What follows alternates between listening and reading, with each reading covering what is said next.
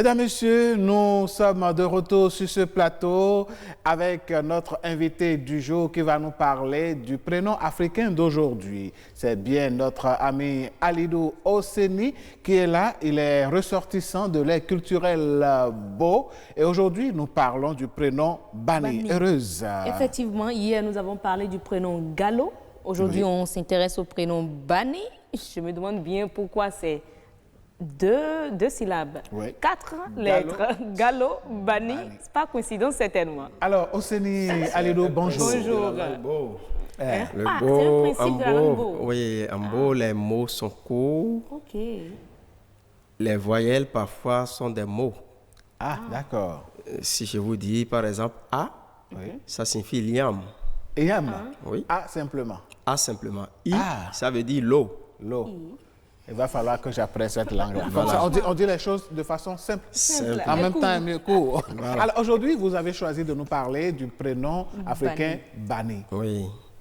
Le prénom africain Bani n'est pas spécifiquement beau.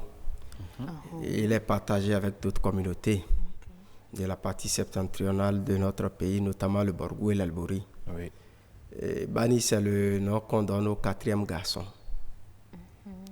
Au quatrième garçon, ce sont des enfants parfois héroïques parce que ils font objet d'héroïsme.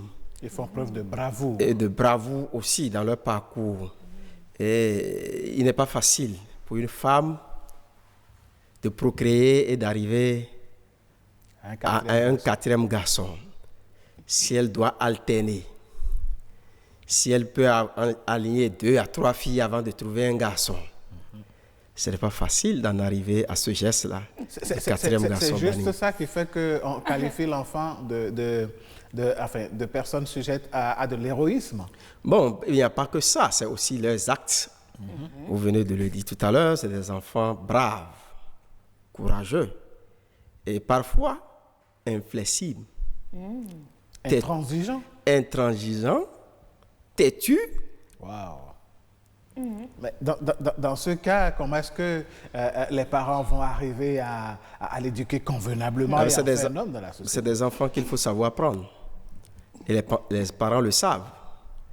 Que les enfants, les Bani, qu'il faut savoir les traiter. C'est-à-dire? Et il faut les traiter avec la politique de bâton et de la carotte. Ok. Oui. La main qui chicote est celle qui reprend. En même temps, c'est celle qui ramène.